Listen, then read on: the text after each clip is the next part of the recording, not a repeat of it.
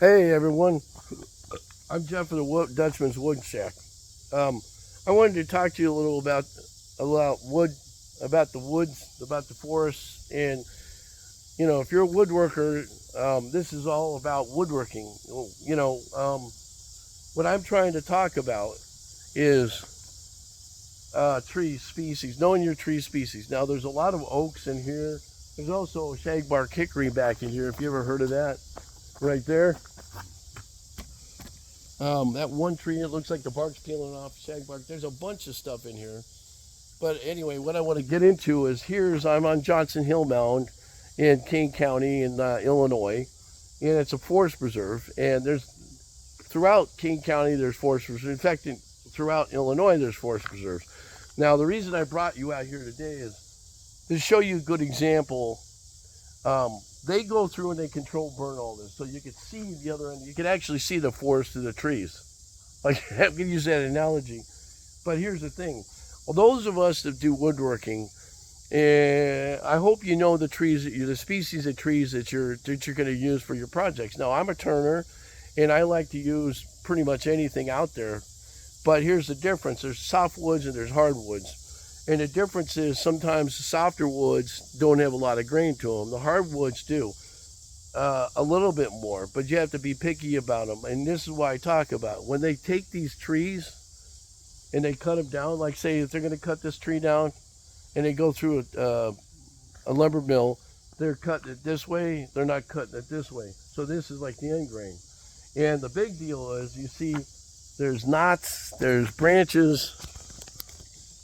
You see there's branches that come out, and that would be where a knot is. You can have what they call a burl. You could have conch. What I call sometimes there's conchs on them where there's like it used to be a knot that grew over that the trunk of the tree grew over. It could be a conch. Um, you could have trees that have a lot of rot in them. Good critter trees. That's a good critter tree right there. But the reason I'm talking about wood is because we all use it for our projects. And the thing that makes me use Johnson Hill Mound here as a platform for a good example is they do a great job of controlling burning. They'll control burn all kinds of stuff out here, and they do a great job of maintaining it. It's not just here; it's other places. Unlike other states that don't do it, the reason why they have such big fires is because they don't maintain it. There's a lot of ladder fuels that get up in trees. Now, this is the section they haven't done yet. Here's a good example. If you were to be like, the West Coast, all these is ladder fuels. If you're a firefighter, that's a pain in the butt because what happens is, and I've seen it where this stuff is really thicker out here, but because we're so moist all the time, you rarely get a season where it's dry. And plus, 2 months of summer really, you know. Anyway, in the springtime, the dead of winter, you're coming out of spring, and you won't see any of this stuff. You'll just see a bunch of twigs. And what they like to do is come through here in the spring and do controlled burns. It's the best time to do it because it doesn't harm a lot of plants. A lot of them haven't come up yet. Now, in the fall, they might do some, but most of the time it's in the springtime, March and April. And actually, you can do it in the wintertime if the year is right, if there isn't a lot of stuff on snow on the ground.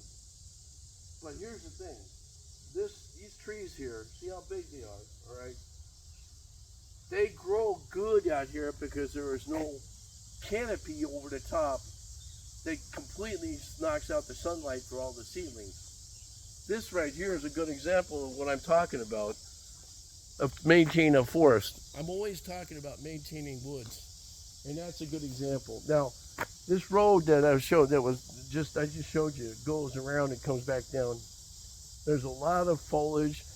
There's a lot of deer and possums and raccoons that come through here.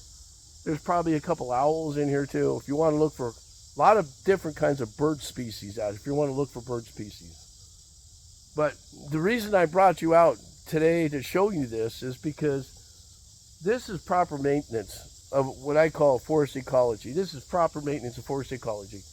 And if you're a woodworker, I mean, everybody should be concerned about it because, like I said in the beginning, this is foliage. This foliage here, it provides shelter. It provides nutrient, not just here to you, but it's also up in the air. So everybody's talking about global warming. Cutting trees down doesn't. It adds to global warming more so than I think the smokestacks do. And the crap that's being thrown into some of the forests, national forests, and parks these days is incredible. It's just incredible. It's terrible. Okay, so anyway, I'm kind of like on my soapbox a little bit, but I wanted to show you what the King County Forest Preserve here, where I live locally, does to their stuff. Now, I'll take you around from time to time and go through some of the prairies. Maybe tonight I might go out and park myself to a prairie, which is across the street from my house, by the way, and take sunset pictures. It's always a perfect spot for that. Anyway, here you go. And this is Illinois, and it's humid. So I'll let you guys go, and thanks for watching the Dutchman's Wood Shack.